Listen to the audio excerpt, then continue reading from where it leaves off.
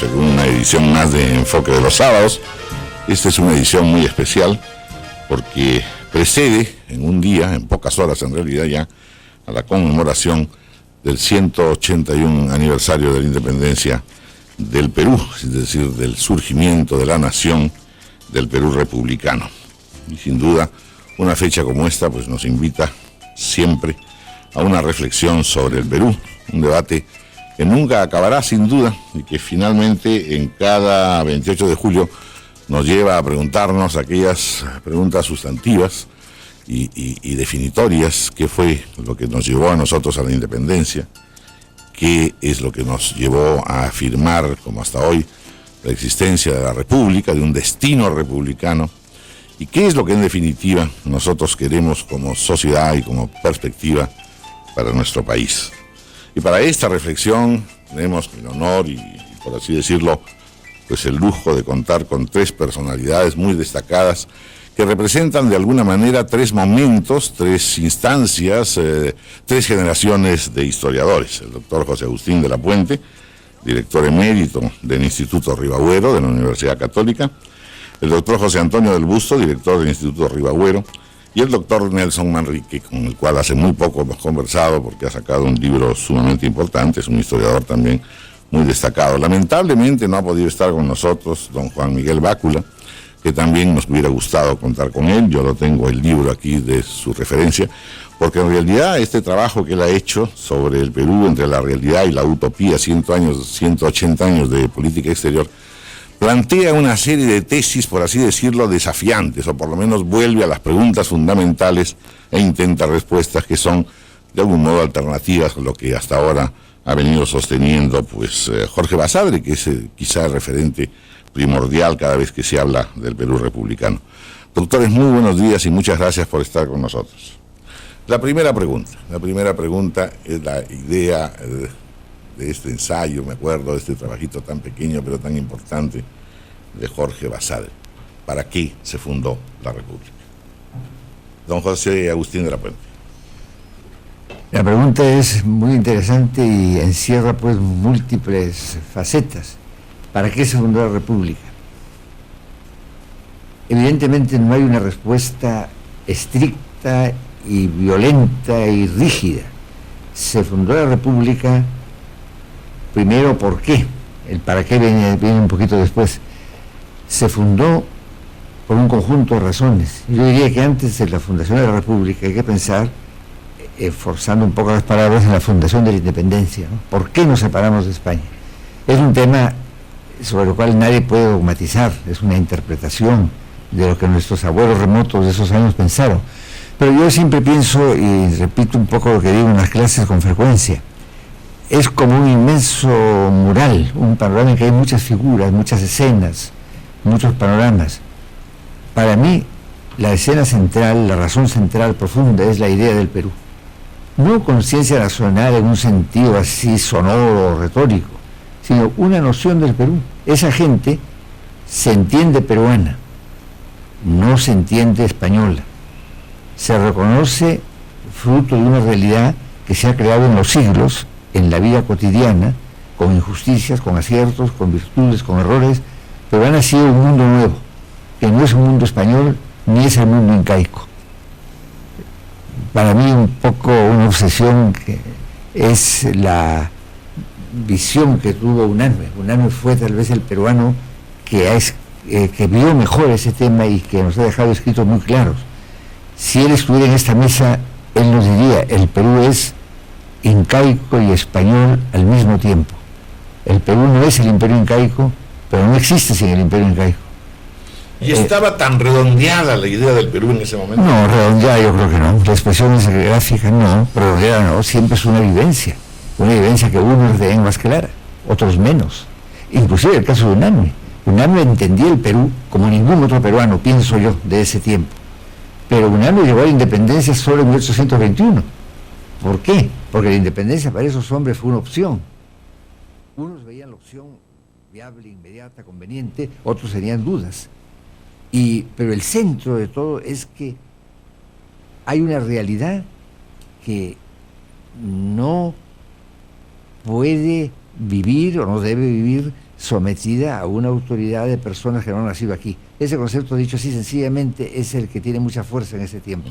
Ahora, para usar la misma expresión, no es que estuviera redonda, perfecta la idea, no. Es una idea que se va a perfeccionar a través del tiempo. Porque vamos a volver a la misma pregunta a la fecha de hoy. Si a hoy la idea del Perú, porque pareciera que allí estamos todavía en algunos dilemas grandes. Permítame, doctor, que le pregunte ahora a don José Antonio del Busto la consecuente pregunta, la siguiente pregunta. Es decir, producida la independencia hay una ruptura realmente descomunal en algunos casos con España.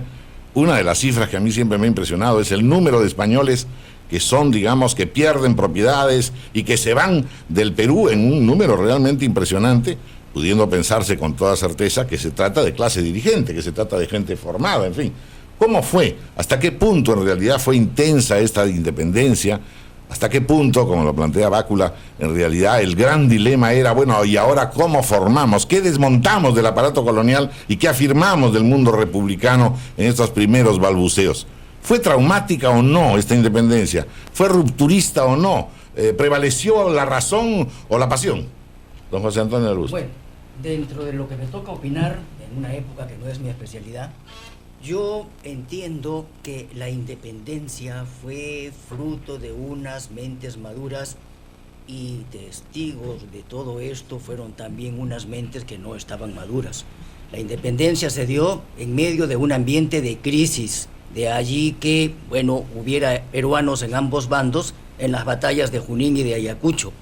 Después esto se va dilucidando, se va aclarando y aparece indudablemente un Perú con los frutos que hoy tiene, que es un Perú independiente, es un Perú unicultural, mejor dicho, pluricultural, uninacional, multilingüe y mestizo, que son logros hasta el día de hoy, aunque con los defectos del caso, porque no hay hombre que crezca perfecto, así tampoco hay una nación que crece perfecta.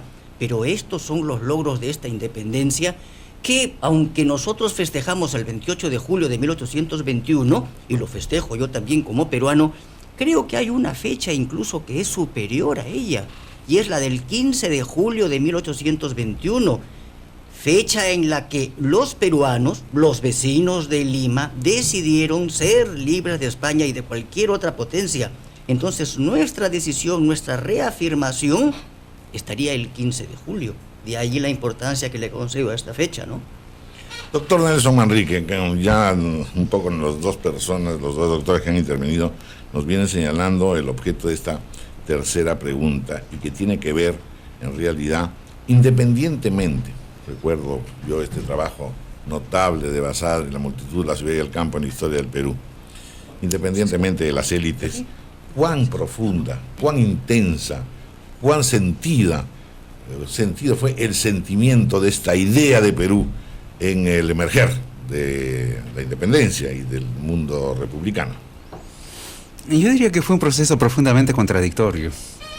Trabajando documentos en el archivo del arzobispado de Arequipa, encontraba que recién en 1849 el obispo envía una circular a sus párrocos pidiéndoles que retiren de la fórmula que se lee en la misa, en latín, el año 1849, el juramento de fidelidad al rey y los ejércitos del rey. Es decir, yo diría que hay distintos momentos de avance en la conciencia de los peruanos. El proyecto inicialmente es eminentemente criollo. Incluso, o sea, elitario. Cuando se dice criollo, ¿qué se dice? Elitario. Básicamente, bueno, además prefieren autodefinirse como españoles americanos. La carta de Vizcarra Guzmán no está dirigida a los criollos, sino a los españoles americanos. Para muchos sectores esto significa un cambio apenas formal. Digamos, San Martín suprime el tributo indígena, pero en 1826 Gamarra lo convierte en contribución personal. Inicialmente se habla de libertad, de emancipación de los esclavos, eso se convierte en 1821 con libertad de vientres, es decir, que las personas nacidas después de la independencia van a ser libres. Luego se posterga, se pone bajo la tutela de sus amos a los esclavos hasta los 21 años, esto es 1821, perdón. Gamarra nuevamente en 1826 sube la edad de la tutela hasta los 50 años, que con la edad a la que alcanza la gente en esa época aproximadamente es mantener los esclavos, y solo es en 1854 que esto se culmina. Entonces, para una serie de sectores no hay cambios reales. Creo que para situar esto es importante ver que la emancipación del Perú y la constitución de la nación peruana es un proceso continental, que es parte de un proceso mucho más amplio mundial que ha tenido distintas etapas. América Latina a comienzos del siglo XIX, buena parte de Asia y América Latina recién después de la Segunda Guerra Mundial. Vemos que después del hundimiento de la Unión Soviética han aparecido en conjunto nuevas naciones. Entonces, pero es parte de un proceso de conjunto. Nos parece normal la organización nacional, no concebimos nadie que no tenga una nación en este momento, pero este es un proceso de los 2 últimos siglos, ¿no? Siempre pensamos los peruanos, nuestra antigüedad se remonta a los incas y antes, pero no es lo mismo lo que piensa un boliviano o un argentino o un chileno, ¿no? Es decir, el Perú como virreinato era una entidad distinta de lo que es el Perú en este momento. Sin duda, y eso lo vamos a ver después. Pero lo importante, y esto lleva por supuesto a todas las eternas cuestiones, ¿no? Todas estas son preguntas que todos nosotros los peruanos nos hemos formulado en diversos momentos de nuestra vida, cuando hemos ingresado a la primaria, cuando hemos estudiado en la secundaria, cuando hemos estado en la educación superior. Son preguntas que repiquetean y repiquetean constantemente. ¿Por qué nacimos desunidos? ¿Por qué este conjunto de repúblicas desunidas de América? ¿Por qué no pudo haber una vertebración en ese sentido? La segunda pregunta, ¿por qué esta separación con España tuvo a veces situaciones unilaterales, pero también nos llevó a repensar las cosas? Está el famoso discurso de Bartolomé Herrera, que es esta onda requisitoria, esta onda reflexión de qué cosa en definitiva hicimos cuando nos separamos de España. ¿Qué piensa usted en este momento de estas dudas? ¿Por qué salimos desunidos? ¿Por qué y cuán fuerte fue la ruptura con España? Yo quisiera antes hacer un comentario breve frente a lo que los amigos han dicho. Yo quisiera precisar algo que está en las 2 intervenciones. La independencia hay que verla en un proceso de continuidad y de cambio. La independencia no es una muralla entre el virreinato y la república. No es el muro de Berlín, ¿no? No es el muro de Berlín. Podemos hacer esta comparación un poco pintoresca o ingenua.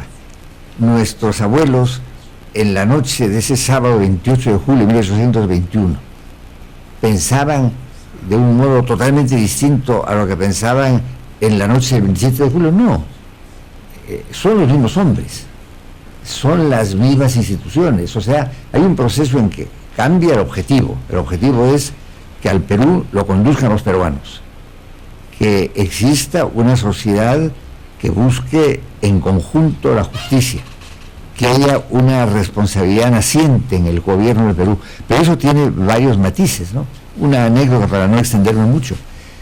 Poco antes de la guerra con Chile, todavía en algunas instituciones, concretamente las ordenanzas navales, todavía existían normas españolas que gobernaban el Perú. Basadre tiene un trabajo muy interesante sobre ejecutorias de la Corte Suprema anteriores al primer Código Civil del 52, en las cuales como antecedente o fundamento se señalan leyes españolas. O sea, el proceso es lento. Y el ejemplo más simpático es el que don Enrique ha explicado sobre el caso de la esclavitud. San Martín era en ideología contraria a la esclavitud, pero no podía cortarla de un momento a otro porque era la crisis terrible de la agricultura de la costa, sobre todo. Así es. Y por eso va en un orden progresivo. O sea, esa es la primera idea. Hay una continuidad y un cambio. Es muy simpático pensar un ejemplo. Vidaurre es el primer presidente de la Corte Suprema que crea Bolívar en el año 25. Vidaurre fue oidor de la audiencia del Cusco cuando Pumacagua.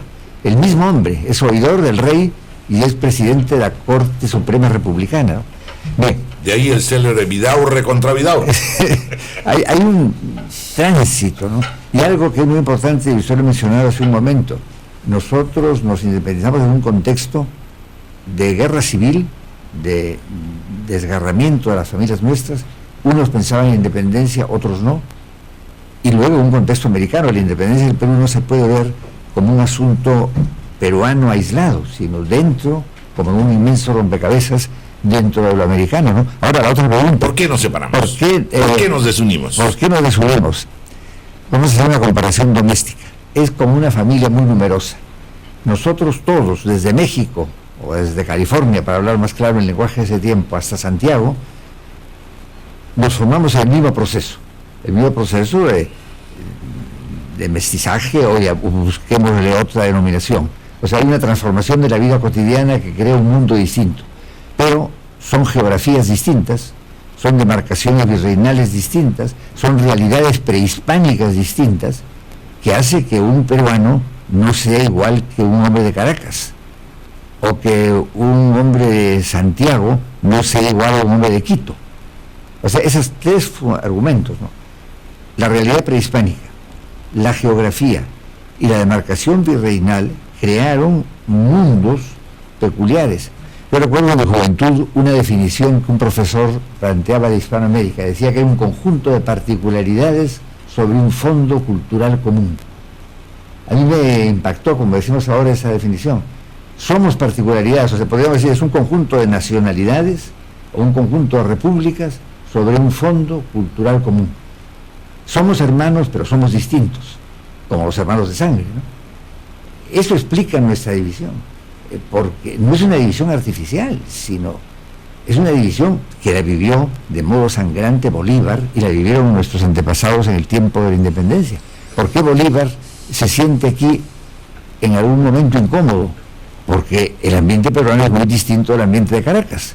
Igual que a un peruano en Caracas se sentiría pues tal vez en un medio distinto. Y eso se puede plantear como comparación con cualquier otra provincia de América, ¿no? Éramos hermanos. Esa es una idea importante.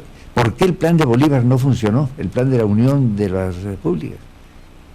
Un poco por ese argumento, por el señalado. Tampoco funcionó el de Santa Cruz, que era mucho más limitado, porque se pensaba básicamente en Perú y Bolivia. Exacto. Eso, la observación de Santa Cruz me da un pensamiento, creo que es interesante. Yo siempre pienso que para entender a nuestro país hay que partir de una base, que hay muchas formas de ser peruano. El peruano no es una camisa de fuerza, y Santa Cruz tuvo en su confederación un problema central que a él le crea inquietudes. El norte del Perú va a vivir la confederación igual que el sur. Lo citamos de nuevo, lo que Basadre comenta. Hubo un instante que Santa Cruz parece que pensó que la confederación terminaba en el Apurímac, que fuera del sur Perú y Bolivia, pero se le hizo ver que eso no podía ser, pero siempre quedara incógnita. Si la confederación hubiera subsistido, el norte habría seguido unido a la confederación. O sea, somos, inclusive entre los peruanos, somos todos hermanos, venimos de lo mismo, pero somos distintos en tal o cual provincia porque tenemos formas diversas de vivir lo nuestro. Lo que pasa en toda nación antigua, ¿no? Lo podemos comparar con cualquier pueblo europeo. Hay formas distintas de ser francés o de ser italiano, ¿no? Si uno mirara, doctor José Antonio del Busto, el 19, diría, digamos, que parte de los sueños de los emancipadores, de los libertadores, se pudieron realizar, no se pudieron realizar. Vuelvo a pensar en Bartolomé Herrera y su pregunta esencial, ¿no? Si nos convino separarnos de España.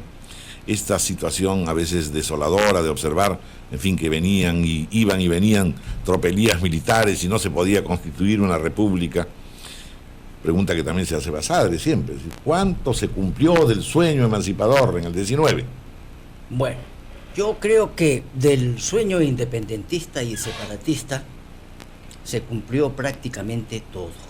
Ahora que no se cumplió a la perfección, ni se cumplió al instante. Hay cosas incluso que todavía no se han realizado, pero que todo marcha dentro de un proceso que indudablemente llegaron a avisorar algo los próceres, los personajes de la independencia, pero que sí, yo diría que en lo principal se ha cumplido, imperfectamente, pero que se ha cumplido. ¿Ha prevalecido, por ejemplo, el concepto de unidad nacional? Yo creo sobre eso mucho. Sí. Y porque siempre se habla de lo otro, de las amenazas, de la atomización, de la separación, de las guerras civiles. No, en el Perú esa parte yo la veo con mucha seguridad. Hemos tenido muchas oportunidades de separarnos y estas oportunidades se han visto reducidas a ninguna. Hemos podido tener 2, 3, 4 Perúes y dar, porque nosotros hemos sido muy divididos en nuestro origen. El origen del Perú son múltiples nacionalidades, tantas como provincias conquistaron los incas. Los incas a la fuerza, pero hicieron una sola realidad, el Tahuantinsuyo. Eso lo aprovechó, no puedo decirlo, heredó el virreinato y lo usufructuó la República. Entonces los peruanos somos todos distintos, pero al mismo tiempo iguales y parecidos en mucho más cosas que diferentes. De manera que a eso debo yo lo que llamo el milagro de la unidad nacional. Volvamos al mismo tema, de que es tan interesante y ya planteado por ambos ponentes. Es decir, en el Perú, cuando hablamos del Perú, hablamos de varios Perúes, o hay distintas formas de ser peruanos. Don José Agustín de la Puente, en una conversación muy hermosa que tuvimos hace algunas semanas, insistía en que nosotros los peruanos debiéramos más bien, en este grado de diferencias, señalar aquello que nos une, aquello que nos identifica más que aquello que nos separa, porque eso en el fondo es un ejercicio no solamente inútil, sino también peligroso. ¿Qué fue el siglo XIX para usted, Nelson Manrique? ¿No fue un momento en el que se insiste demasiado en las divisiones, o por el contrario, se quiere hacer calzar un país en un concepto de unidad que en el fondo no funcionó? Bueno, hay un principio común sobre el cual se organizan los estados que se crean. El principio básico es el Iudibus Idetis Iure de 1810, que supone que las fronteras se van a definir básicamente en base a lo que era la división colonial de las intendencias. Y eso nos va a llevar a unas peleas brutales, ¿no es cierto? Desentendimientos que han durado hasta hace muy poco en materia fronteriza. Te cuento una anécdota. El año 1995, pocas semanas después de la batalla, la guerra del Cenepa, viajé a Quito. Me invitó Flaxo y fui. Muchos amigos me decían que era peligroso y al contrario, yo diría que los quiteños se esmeraron particularmente en ser hospitalarios porque era peruano en ese momento. Y conversando en un evento grande, discutiendo sobre estas cosas, lo que les planteaba era que peleábamos sobre la interpretación de las ordenanzas coloniales, pero nadie cuestionaba el carácter colonial de estas divisiones. Yo diría que la decisión de América Latina en naciones en buena medida está determinada por la forma como evoluciona el virreinato. Y una cosa que es interesante es hacer la comparación entre lo que pasa en la vertiente del Pacífico y la del Atlántico. Lima vivió del privilegio del monopolio comercial. Las mercancías tenían que entrar por Lima y eso fundó la aristocracia más poderosa del continente, más incluso que la mexicana. Pero en el siglo XVIII, con el ascenso de otra potencia, Inglaterra, empiezan a emerger burguesías muy fuertes en el litoral atlántico. Y el contrabando inglés mina profundamente los fundamentos de la economía colonial. Dos puertas de entrada básicas son Buenos Aires y Caracas para este contrabando. Esto obliga a la corona a hacer concesiones. La creación del virreinato de Nueva Granada, 1839. El virreinato de el Río de la Plata, 1776. Perdón, 1739 del anterior. ¿De qué se trata? De dar ámbitos económicos a estas burguesías poderosas, de alguna manera adelantarse al separatismo que se viene. Creo que no es accidental que los ejércitos liberadores vengan de estos dos puntos. Pero ¿qué supone esto? Una oposición de intereses entre las burguesías que dirigen los distintos movimientos. De ahí que sea mucho más clara la opción independentista en el Atlántico que en el Pacífico. Y que el eje de la economía se traslade en el periodo republicano nuevamente del Pacífico, esta vez hacia el Atlántico. Diría que es mucho más fácil fundar un Estado, eso mostró la independencia, que crear una nación. Hemos tendido a hablar siempre de creación del Estado-nación. Se creó el Estado, pero la constitución de la nación ha sido un proceso mucho más complejo que yo diría que sigue en construcción. Sin duda creo que hemos avanzado enormemente, pero este es un proceso, no es algo que se haga por decreto, ¿no? El Estado sí. Se puede hacer una revolución política, dejar de ser virreinato y convertirse en república. Pero crear una nación supone crear comunidad, supone imaginar esos vínculos que crean una efectiva comunidad nacional. Y eso es mucho más complejo, mucho más largo. Más largo. 9:31 de la mañana, tenemos que hacer una pausa. Reflexiones sobre el Perú a raíz del 181 aniversario de la independencia.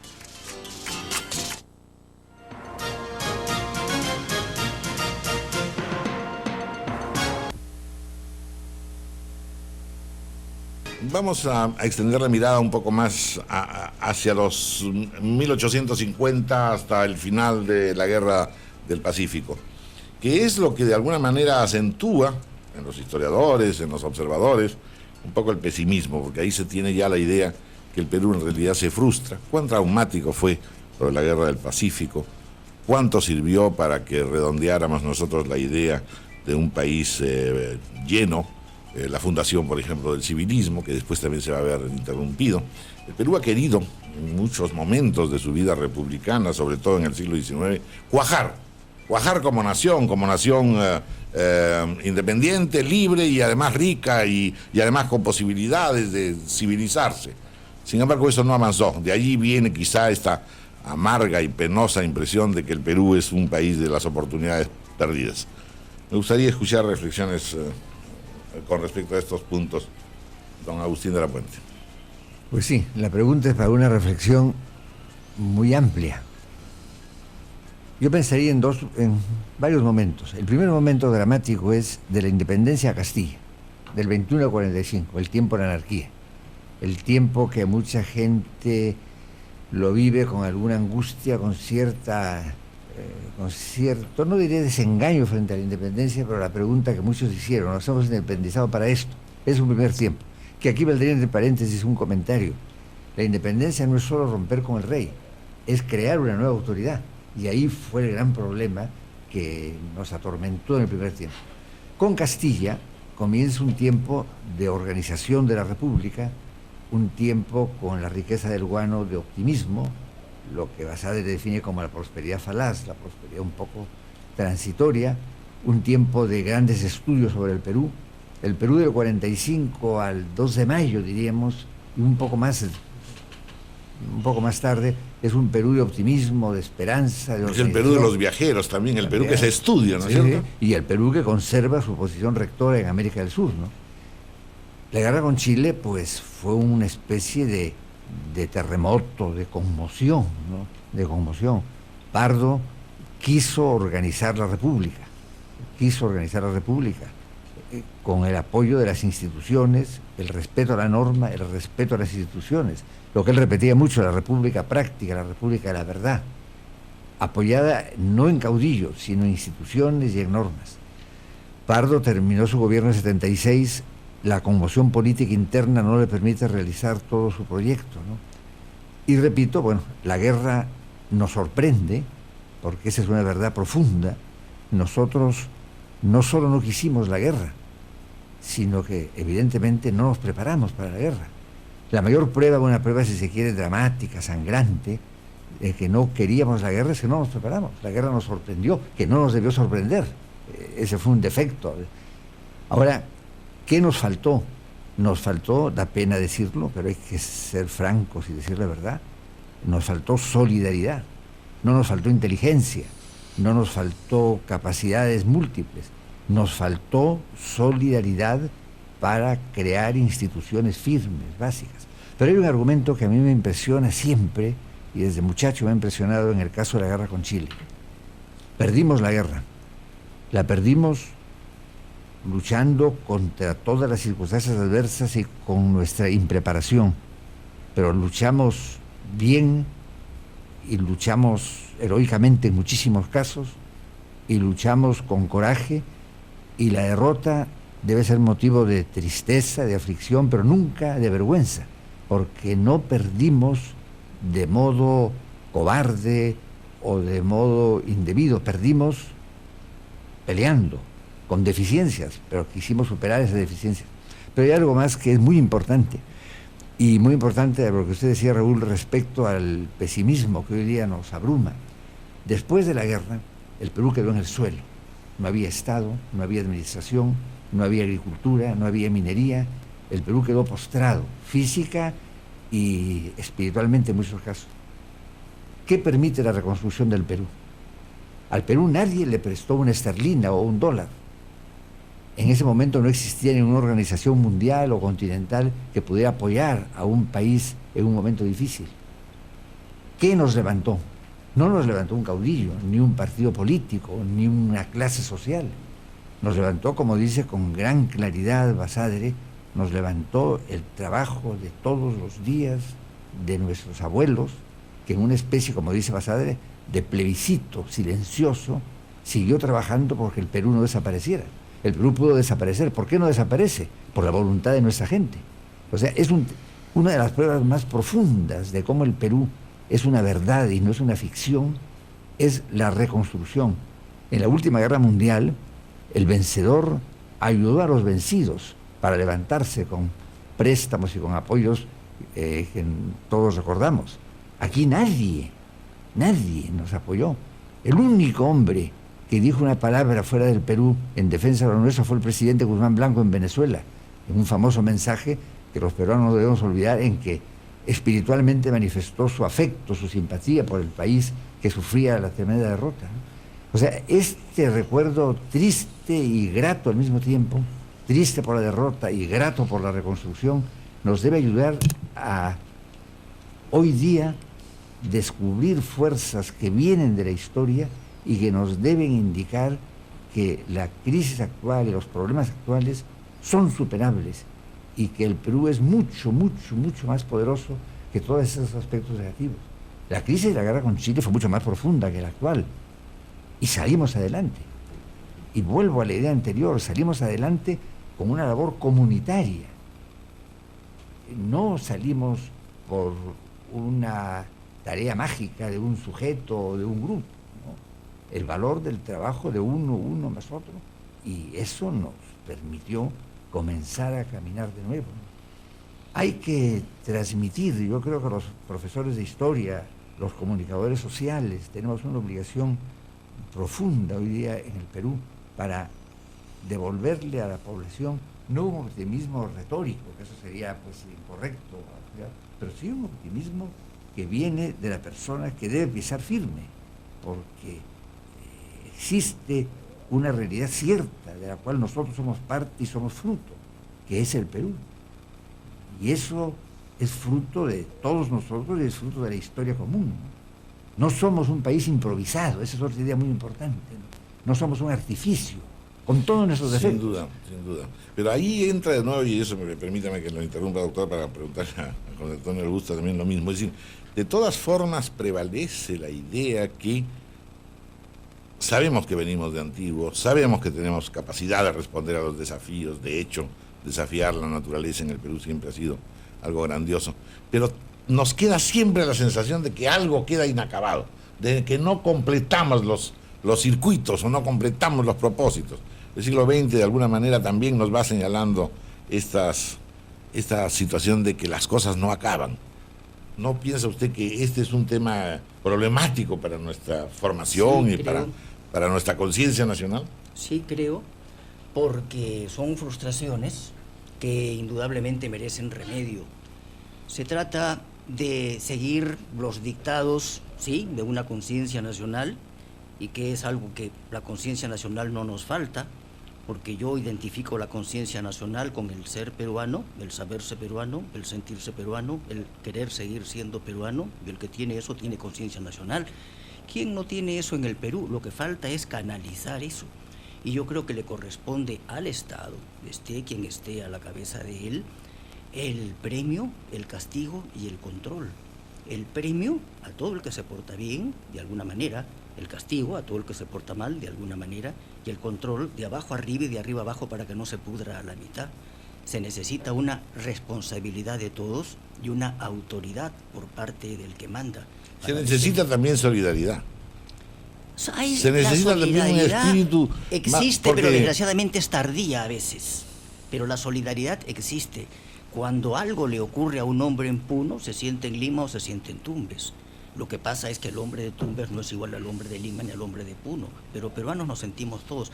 Ese es el común denominador que yo invoco, que yo señalo y que yo lo doy por preexistente.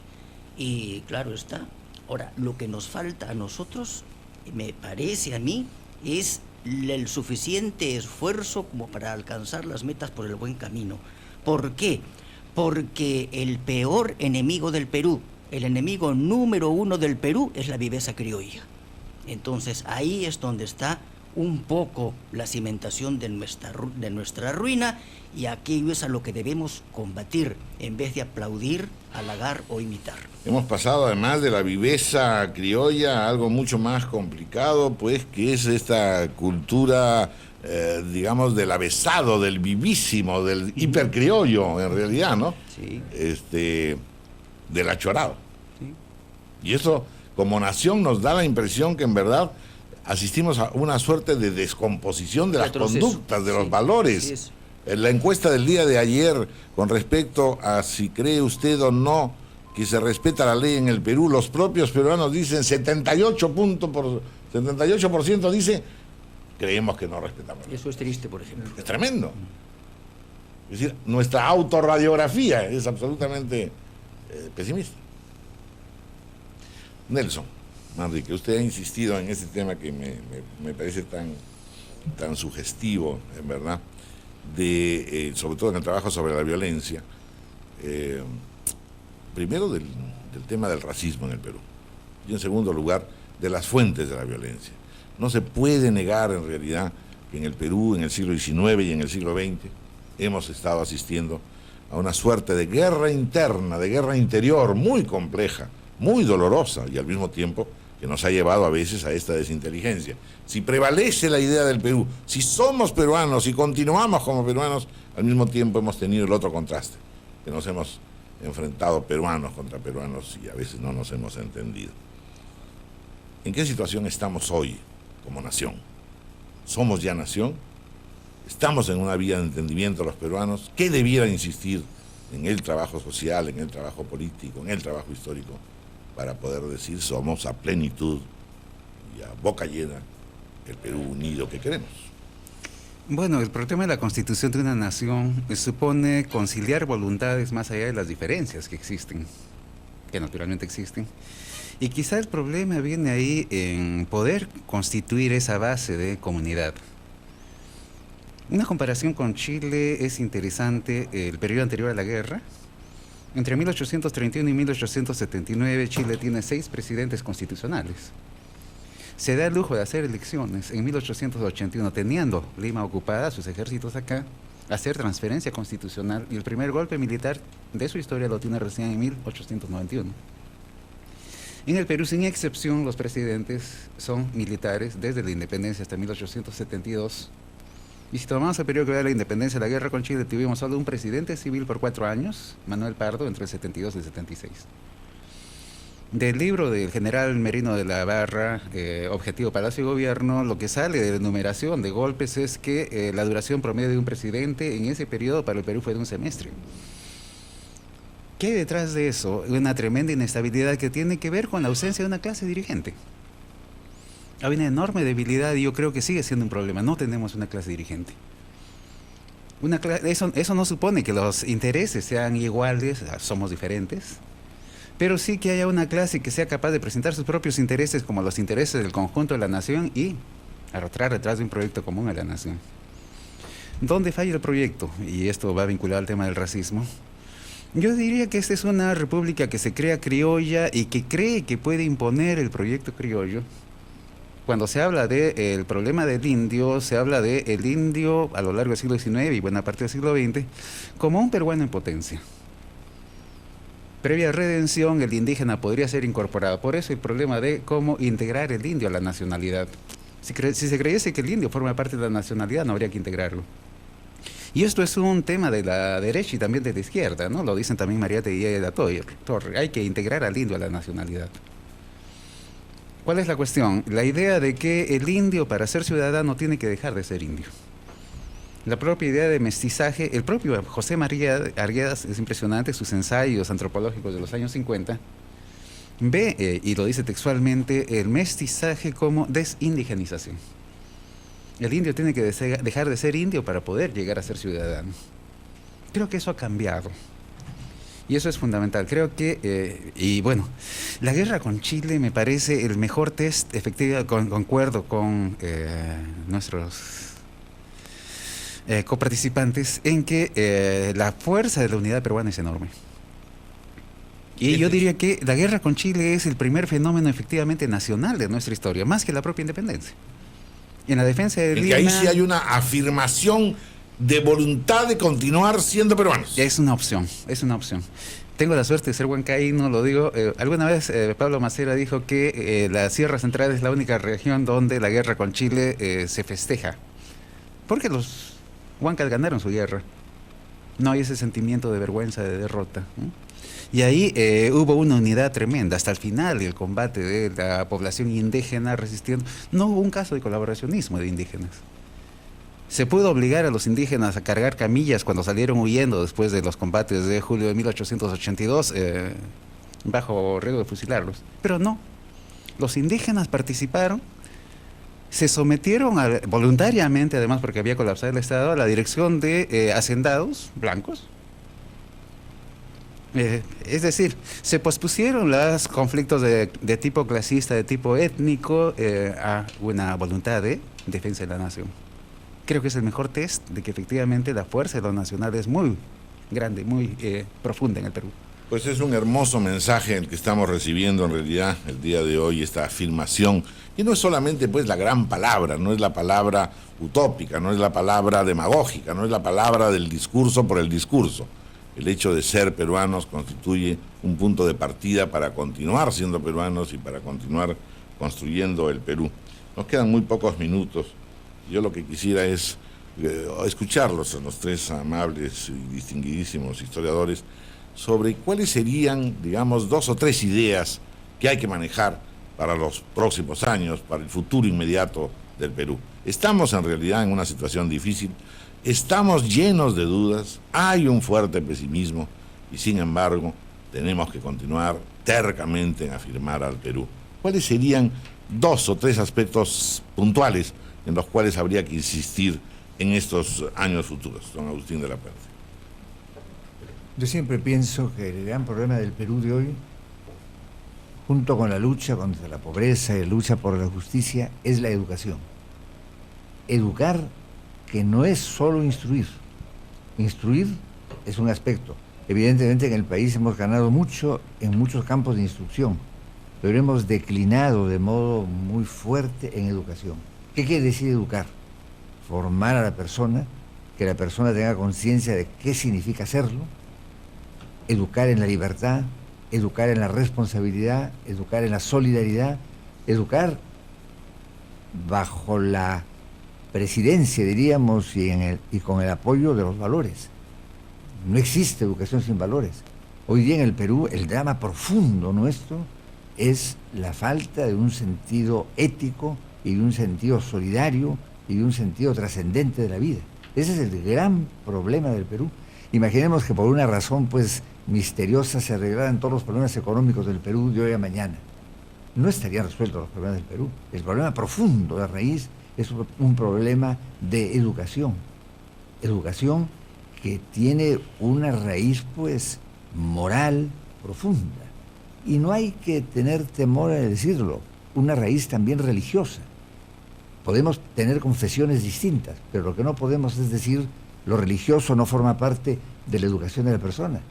Uno puede ser creyente en la creencia, ser fiel a la creencia musulmana o a la creencia X, pero lo religioso es un elemento inherente de la condición humana. O sea, hay que fortalecer la visión espiritual del hombre y la responsabilidad trascendente del hombre. Esa es la educación. Yo creo que ese es el tema central, el primer tema, ¿no? La educación. Y lo segundo, lo histórico ya directo, el tener, no orgullo, que nunca el orgullo es bueno en la vida, pero sí conciencia tranquila de ser peruano. Que ser peruano, no obstante nuestras limitaciones materiales de hoy día y de nuestra crisis diversa, pues debe ser motivo de serenidad, no de orgullo, repito, pero sí de serenidad en la vida. Y aquí quisiera comentar brevemente un tema anterior sobre el racismo. Evidentemente, el peruano, la historia lo muestra, no es racista, ni puede serlo, pero existe en forma de racismo sociológico, eso es innegable. Y eso hay que derrotarlo. Y ese racismo sociológico lo podemos derrotar si tenemos una creencia clara en lo peruano, y la solidaridad entre nosotros, ¿no? Ese es otro aspecto fundamental en la tarea del Perú de hoy día, ¿no? José Antonio Augusto. Sí. Tareas concretas, inmediatas, necesarias. Bueno. Su concepto. Yo coincido con el doctor de la Puente, pero al mismo tiempo subrayo que lo que se necesita para el futuro, si es que no para ahora, ya ha hecho falta en el pasado, ha sido autoridad, orden y justicia en esta secuela. Primero la autoridad para imponer el orden, solamente con el orden se puede lograr justicia, porque si no es una justicia fruto del desorden.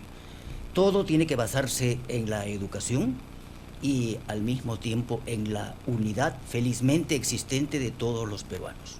Y para mí, en forma particular, esta unidad está dada y estará dada por el mestizaje en el Perú, el mestizaje racial y el mestizaje cultural, que hace que la cultura occidental sea nuestro género próximo y la cultura andina nuestra diferencia específica.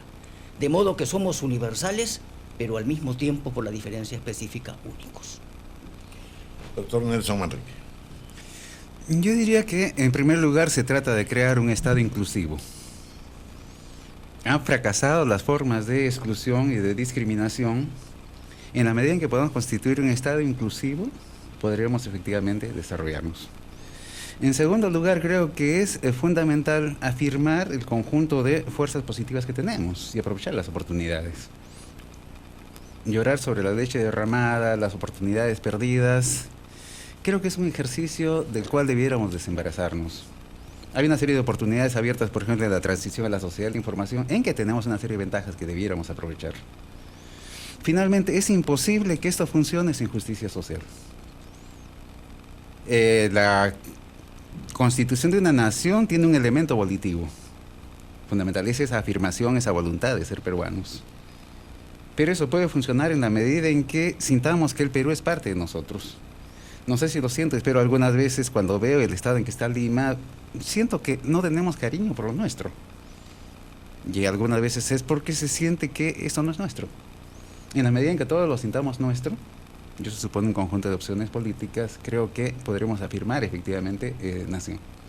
Y es sobre eso que se puede constituir autoridad, ¿no? La autoridad debiera venir de esa construcción de una comunidad nacional. Muy bien, han sido pues un conjunto de reflexiones que supongo y creo que nuestros oyentes han valorado.